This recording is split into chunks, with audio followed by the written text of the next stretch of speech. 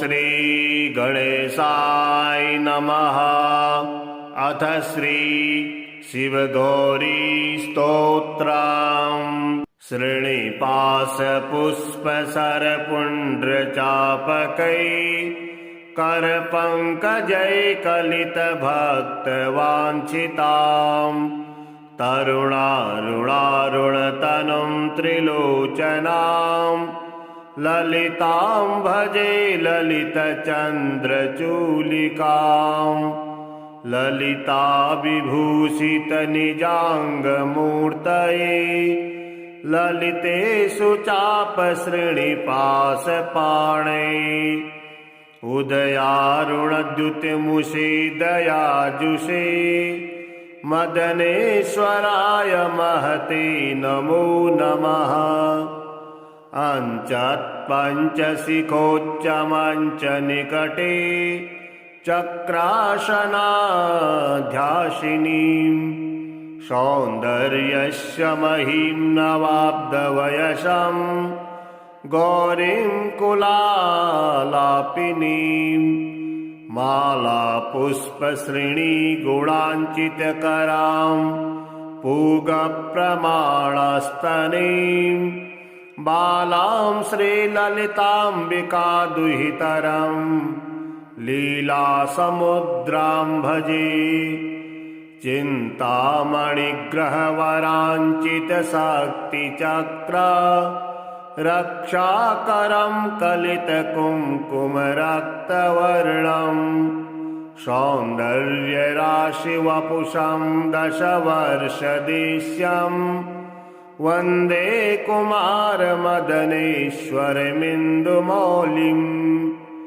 अपराजितनामधेयमश्वं सुखमारूढवती सुवर्णवर्णा विलसन्मणिवित्रपाशहस्ता परिभूयात् परमेश्वरी सपत्नान् अधिरुह्य जपारुणं तुरङ्गं करपद्माञ्चितवेत्रपाशशक्तिः परिभूतविपक्षपक्षको व्यात् ऋणाभः परमेश्वरी सहायः। रक्तां विचित्रवसनां नवचन्द्रचूडा मन्नप्रदाननिरतां स्तनभारनम्रां नृत्यन्तमिन्दुशकलाभरणं विलोक्य हृष्टां भजे भगवतीं भवदुःखहन्त्रीम्। उद्दञ्चिता कुञ्चितवामपादं समञ्चिता हिन्दुकृशानुहस्तम् अन्नप्रदां वीक्ष्य महेशीं नटन्तमाद्यं नटमाश्रयामः। अरुणारुणकोटितुल्यकान्तिं श्रीनिपाशाभयवाञ्छितप्रदानैः अनुरक्तकरां नवीन्द्रचूडाम् अखिलेशीं भुवनेश्वरीं भजामः। बालेन्दुकलितोऽन्तसं बालारुणसमुद्युतिं पाशाङ्कुशवराभीतिकरं शम्भुं समाश्रये कुलाचलकुतूहलं कुसुमचापसञ्जीविनं कुचे कलितवल्लकलं गुरुकृपारसं लोचने जपासहृदयं रुचौ जपावटाभिरामं करे जटानिविण्डितं कचे जयति जीवितं शाम्भवम्।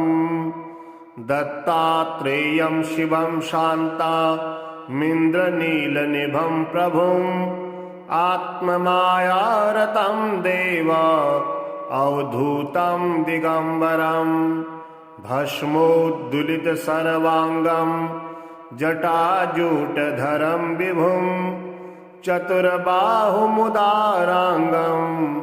प्रफुल्लकमलेक्षणम् ज्ञानयोगनिधिं विश्वगुरुं योगीजनप्रियं भक्तानुकम्पिनं सर्वा साक्षिणं सिद्धसेवितम् एवं यः सततं ध्यायेत् देवदेवं सनातनं समुक्तः सर्वपापेभ्यो निःश्रेयसमवाप्नुयात् श्रीनिवासपुष्पसरपुण्ड्रचापकैः करपङ्कजैकलितभक्तवाञ्छिताम् तरुणारुणारुणतनुं त्रिलोचनां ललितां भजे ललितचन्द्रचूलिकाम् ललिता विभूषितनिजाङ्गमूर्तये ललितेषु चापश्रेणिपाशपाणे उदयारुणद्युतिमुषे दयाजुषे मदनेश्वराय महते नमो नमः अञ्चत्पञ्चशिखोच्चमञ्चनिकटे चक्रासनाध्यासिनीं सौन्दर्यस्य महीं नवाब्धवयसं गौरीं कुलालापिनीं मालापुष्पश्रेणीगुणाञ्चितकरां पूगप्रमाणस्तनीं बालां श्रीललिताम्बिकादुहितरम् लीलासमुद्रां भजे चिन्तामणिग्रहवराञ्चितशक्तिचक्र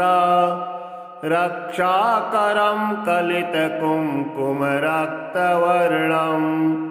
सौन्दर्यराशिवपुषं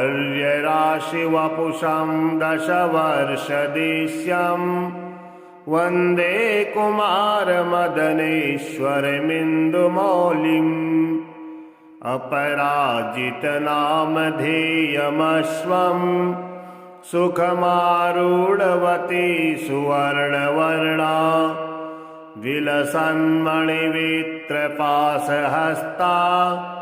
परिभूयात् परमेश्वरी सपत्नाम् अधिरुह्य जपारुणं तुरङ्गम् करपद्माञ्चितवेत्रपाशशक्तिः परिभूतविपाक्षपाक्षको व्यात् ऋणाभः परमेश्वरी सहायः रक्तां विचित्रवसनां नवचन्द्रचूडा मन्नप्रदाननिरतां स्तनभारनम्राम् नृत्यन्तमिन्दुशकलाभरणं विलोक्य हृष्टां भजे भगवतीं भवदुःखहन्त्रीम् उद्दञ्चिता कुञ्चितवामपादं समञ्चिता हिन्दुकृशानुहस्तम् अन्नप्रदां वीक्ष्य महेशीं नटन्तमाद्यं नटमाश्रयामः अरुणारुणकोटितुल्यकान्तिं श्रीनिवासाभयवाञ्छितप्रदानैः अनुरक्तकरां नवीन्द्रचूडाम् अखिलेशीं भुवनेश्वरीं भजामः बालेन्दुकलितोऽन्तसंबालारुणसमुद्युतिं पाशाङ्कुशवराभीतिकरं शम्भुं समाश्रये कुलाचलकुतूहलं कुसुमचापसञ्जीविनं कुचे कलितवल्लकलं गुरुकृपारसं लोचने जपासहृदयं रुचौ जपावटाभिरामं करे जटानिविण्डितं कचे जयति जीवितं शाम्भवम् दत्तात्रेयं शिवं शान्ता मिन्द्रनीलनिभं प्रभुम् आत्ममायारतं देव अवधूतं दिगम्बरम् भस्मोद्दुलितसर्वाङ्गं जटाजूटधरं विभुम् चतुर्बाहुमुदाराङ्गं प्रफुल्लकमलेक्षणम् ज्ञानयोगनिधिं विश्वगुरुं योगीजनप्रियं भक्तानुकम्पिनं सर्वा साक्षिणं सिद्धसेवितम् एवं यः सततं ध्यायेत् देवदेवं सनातनं समुक्तः सर्वपापेभ्यो निःश्रेयसमवाप्नुयात्। श्रीनिवासपुष्पसरपुण्ड्रचापकैः करपङ्कजैकलितभक्तवाञ्छिताम् तरुणारुणारुणतनुं त्रिलोचनां ललितां भजे ललितचन्द्रचूलिकां ललिता विभूषितनिजाङ्गमूर्तये ललितेषु चापश्रेणिपाशपाणै उदयारुणद्युतिमुषे दयाजुषे मदनेश्वराय महते नमो नमः। अञ्चत्पञ्चशिखोच्चमञ्चनिकटे चक्रासनाध्यासिनीं सौन्दर्यस्य महीं नवाब्धवयसं गौरीं कुलालापिनीं मालापुष्पश्रेणीगुणाञ्चितकरां पूगप्रमाणस्तनीं बालां श्रीललिताम्बिकादुहितरं लीलासमुद्रां भजे चिन्तामणिग्रहवराञ्चितशक्तिचक्र रक्षाकरं कलितकुङ्कुमरक्तवर्णं सौन्दर्यराशिवपुषं दशवर्षदेश्यं वन्दे कुमारमदनेश्वरमिन्दुमौलिम् अपराजितनामधेयमश्वं सुखमारूढवती सुवर्णवर्णा विलसन्मणिवित्रपाशहस्ता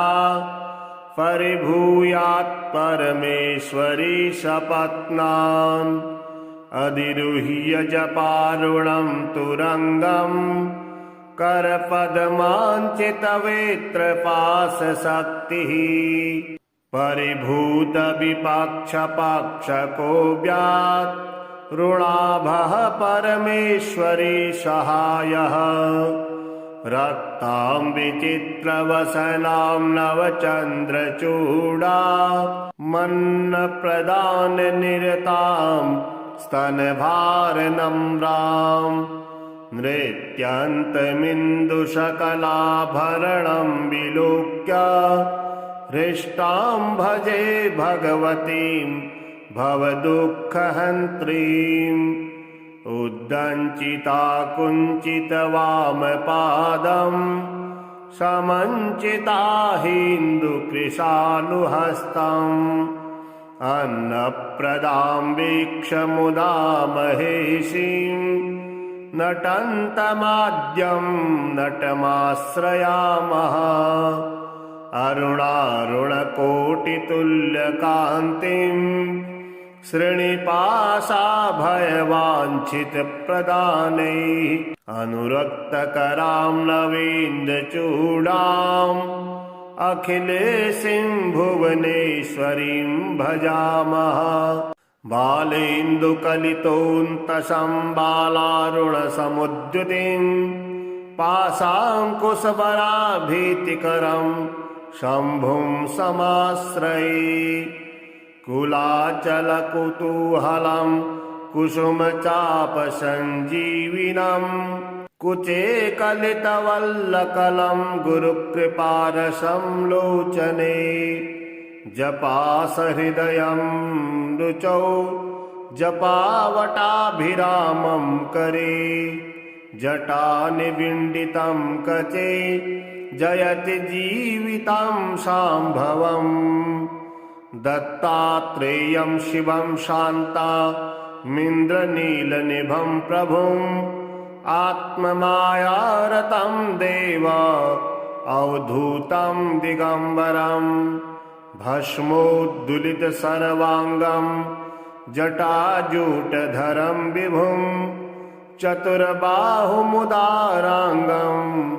प्रफुल्लकमलेक्षणं ज्ञानयोगनिधिं विश्वगुरुं योगीजनप्रियं भक्तानुकम्पिनं सर्वसाक्षिणं सिद्धसेवितम् एवं यः सततं ध्यायेत्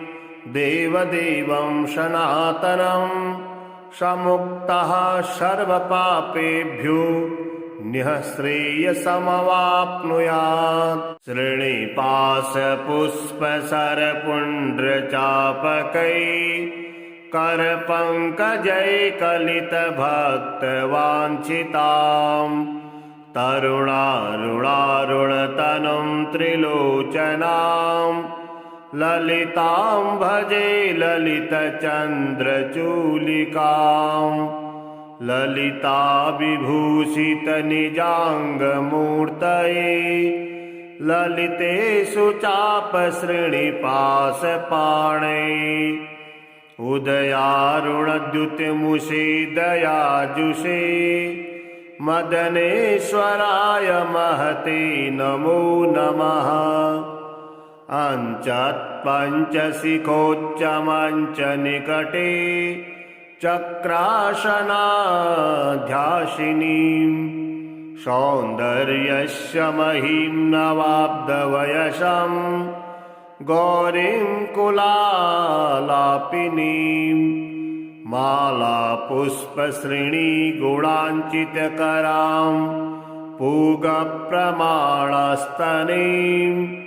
बालां श्रीललिताम्बिकादुहितरं लीलासमुद्रां भजे चिन्तामणिग्रहवराञ्चितशक्तिचक्र रक्षाकरं कलितकुङ्कुमरक्तवर्णं सौन्दर्यराशिवपुषं दशवर्षदेश्यं वन्दे कुमारमदनेश्वरमिन्दुमौलिम् अपराजितनामधेयमश्वं सुखमारूढवती सुवर्णवर्णा विलसन्मणिवित्रपाशहस्ता परिभूयात् परमेश्वरी सपत्नान् अधिरुह्य जपारुणं तुरङ्गं करपद्माञ्चितवेत्रपाशशक्तिः परिभूतविपक्षपाक्षको व्यात् ऋणाभः परमेश्वरी सहायः रक्तां विचित्रवसनां नवचन्द्रचूडा मन्नप्रदाननिरतां स्तनभारनम्रां नृत्यन्तमिन्दुशकलाभरणं विलोक्य हृष्टां भजे भगवतीं भवदुःखहन्त्रीम् उद्दञ्चिता कुञ्चितवामपादं समञ्चिता हिन्दुकृशानुहस्तम् अन्नप्रदां वीक्ष्य महेशीं नटन्तमाद्यं नटमाश्रयामः अरुणारुणकोटितुल्यकान्तिं श्रीनिवासाभयवाञ्छितप्रदानैः अनुरक्तकरां नवीन्द्रचूडाम् अखिलेशीं भुवनेश्वरीं भजामः बालेन्दुकलितोऽन्तसं बालारुणसमुद्युतिं पाशाङ्कुशबराभीतिकरं शम्भुं समाश्रये कुलाचलकुतूहलं कुसुमचापसञ्जीविनं कुचे कलितवल्लकलं गुरुकृपारसं लोचने जपासहृदयं रुचौ जपावटाभिरामं करे जटानिविण्डितं कचे जयति जीवितं शाम्भवम् दत्तात्रेयं शिवं शान्तामिन्द्रनीलनिभं प्रभुम् आत्ममायारतं देव अवधूतं दिगम्बरं भस्मोद्दुलितसर्वाङ्गं जटाजूटधरं विभुं चतुर्बाहुमुदाराङ्गं प्रफुल्लकमलेक्षणं ज्ञानयोगनिधिं विश्वगुरुं योगीजनप्रियं भक्तानुकम्पिनं सर्वा साक्षिणं सिद्धसेवितम् एवं यः सततं ध्यायेत् देवदेवं सनातनं समुक्तः सर्वपापेभ्यो निःश्रेयसमवाप्नुयात् श्रीनिपाशपुष्पसरपुण्ड्रचापकै करपङ्कजैकलितभक्तवाञ्छितां तरुणारुणारुणतनुं त्रिलोचनां ललितां भजे ललितचन्द्रचूलिकां ललिता विभूषितनिजाङ्गमूर्तये ललितेषु चापश्रेणिपाशपाणे उदयारुणद्युतिमुषे दयाजुषे मदनेश्वराय महते नमो नमः अञ्चत्पञ्चशिखोच्चमञ्चनिकटे चक्रासनाध्यासिनीं सौन्दर्यस्य महीं नवाब्धवयसं गौरीं कुलालापिनीं मालापुष्पश्रेणीगुणाञ्चितकरां पूगप्रमाणस्तनीं बालां श्रीललिताम्बिकादुहितरं लीलासमुद्रां भजे चिन्तामणिग्रहवराञ्चितशक्तिचक्र रक्षाकरं कलितकुङ्कुमरक्तवर्णं सौन्दर्यराशिवपुषं दशवर्षदेश्यं वन्दे कुमारमदनेश्वरमिन्दुमौलिम् अपराजितनामधेयमश्वं सुखमारूढवती सुवर्णवर्णा विलसन्मणिवित्रपाशहस्ता परिभूयात् परमेश्वरी सपत्नाम् अधिरुह्य जपारुणं तुरङ्गं करपद्माञ्चितवेत्रपाशशक्तिः परिभूतविपक्षपाक्षको व्यात् ऋणाभः परमेश्वरी सहायः रक्तां विचित्रवसनां नवचन्द्रचूडा मन्नप्रदाननिरतां स्तनभारनम्रां नृत्यन्तमिन्दुशकलाभरणं विलोक्य हृष्टां भजे भगवतीं भवदुःखहन्त्रीम् उद्दञ्चिता कुञ्चितवामपादं समञ्चिता हिन्दुकृशानुहस्तम् अन्नप्रदां वीक्षमुदा महेशीं नटन्तमाद्यं नटमाश्रयामः अरुणारुणकोटितुल्यकान्तिं श्रीनिपाशाभयवाञ्छितप्रदानैः अनुरक्तकरां नवीन्द्रचूडाम् अखिलेशीं भुवनेश्वरीं भजामः बालेन्दुकलितोऽन्तसंबालारुणसमुद्युतिं पाशाङ्कुशबराभीतिकरं शम्भुं समाश्रये कुलाचलकुतूहलं कुसुमचापसञ्जीविनं कुचे कलितवल्लकलं गुरुकृपारसं लोचने जपासहृदयं रुचौ जपावटाभिरामं करे जटानिविण्डितं कचे जयति जीवितं शाम्भवम् दत्तात्रेयं शिवं शान्तामिन्द्रनीलनिभं प्रभुम् आत्ममायारतं देव अवधूतं दिगम्बरं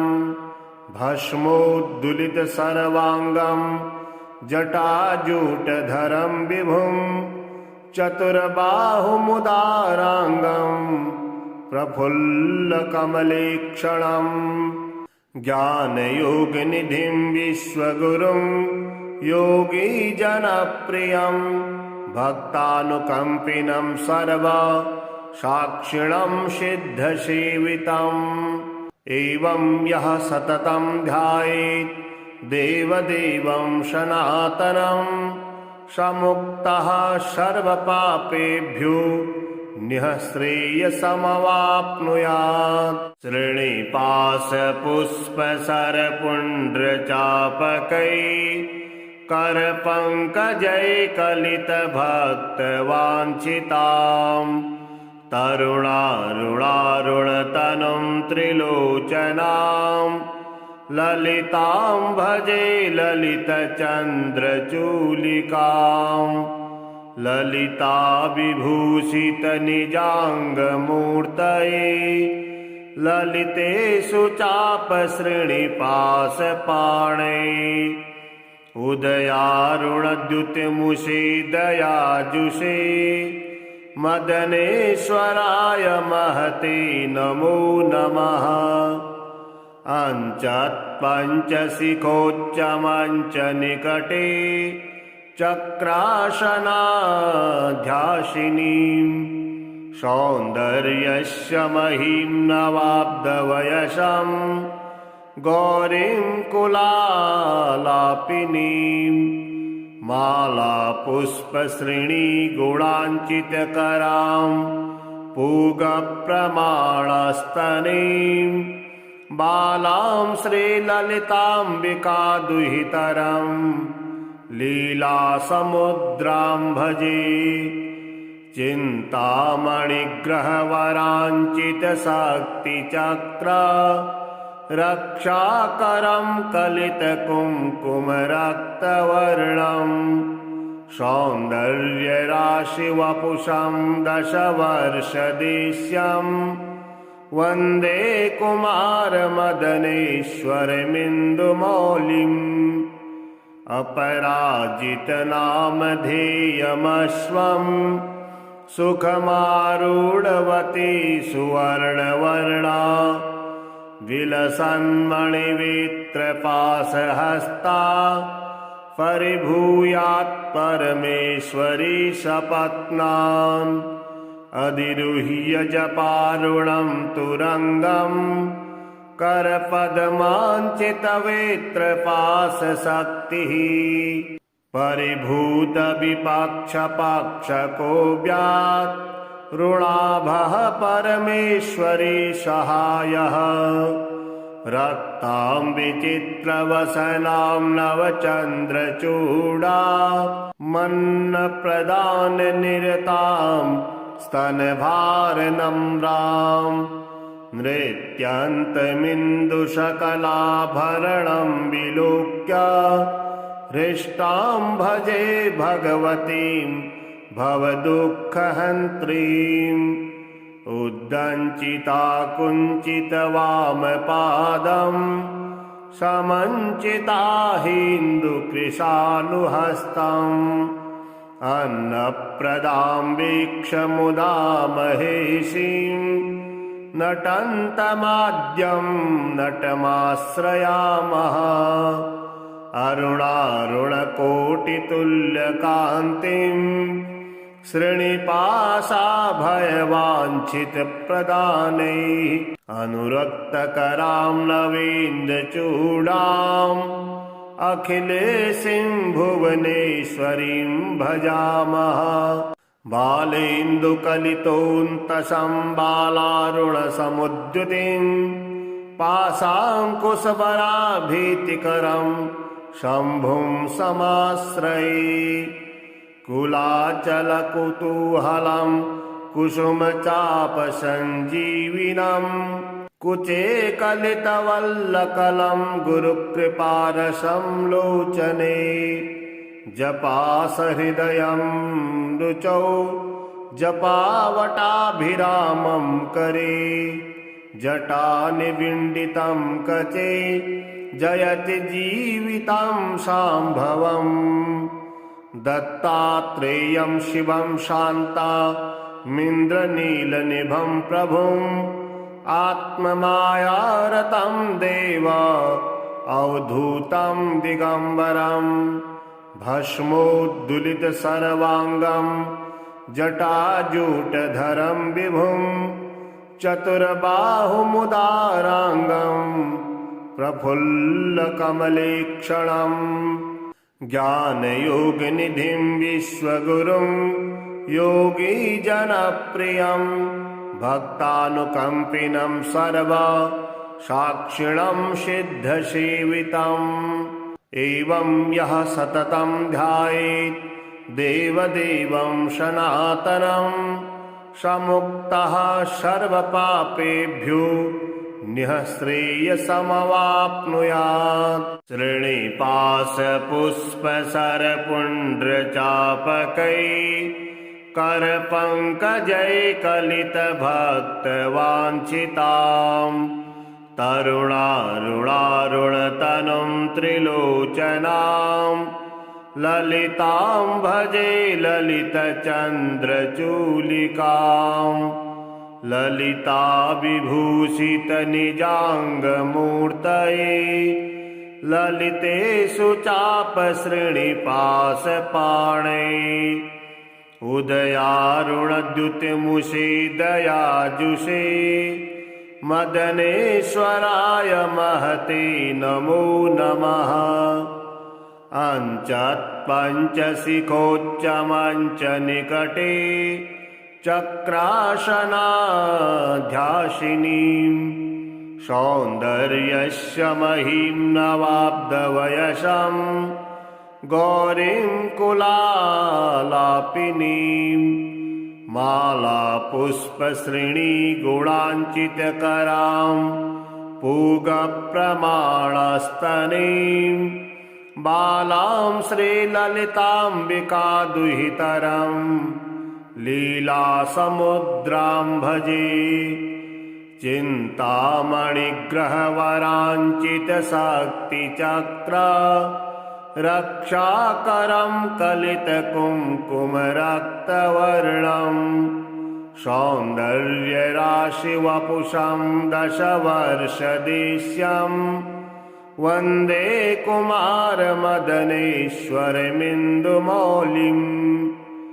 अपराजितनामधेयमश्वं सुखमारूढवती सुवर्णवर्णा विलसन्मणिवित्रपाशहस्ता परिभूयात् परमेश्वरी सपत्नान् अधिरुह्य जपारुणं तुरङ्गं करपद्माञ्चितवेत्रपाशशक्तिः परिभूतविपक्षपाक्षको व्यात् ऋणाभः परमेश्वरी सहायः रक्तां विचित्रवसनां नवचन्द्रचूडा मन्नप्रदाननिरतां स्तनभारनम्रां नृत्यन्तमिन्दुशकलाभरणं विलोक्य हृष्टां भजे भगवतीं भवदुःखहन्त्रीम् उद्दञ्चिता कुञ्चितवामपादम् समञ्चिता हिन्दुकृशानुहस्तम् अन्नप्रदां वीक्ष्य मुदा महेशीं नटन्तमाद्यं नटमाश्रयामः अरुणारुणकोटितुल्यकान्तिं श्रीनिपाशाभयवाञ्छितप्रदानैः अनुरक्तकरां नवीन्द्रचूडाम् अखिलेशीं भुवनेश्वरीं भजामः बालेन्दुकलितोऽन्तसं बालारुणसमुद्युतिं पाशाङ्कुशबराभीतिकरं शम्भुं समाश्रये कुलाचलकुतूहलं कुसुमचापसञ्जीविनं कुचे कलितवल्लकलं गुरुकृपारसं लोचने जपासहृदयं रुचौ जपावटाभिरामं करे जटानिविण्डितं कचे जयति जीवितं शाम्भवम् दत्तात्रेयं शिवं शान्तामिन्द्रनीलनिभं प्रभुम् आत्ममायारतं देव अवधूतं दिगम्बरं भस्मोद्दुलितसर्वाङ्गं जटाजूटधरं विभुं चतुर्बाहुमुदाराङ्गं प्रफुल्लकमलेक्षणं ज्ञानयोगनिधिं विश्वगुरुं योगीजनप्रियं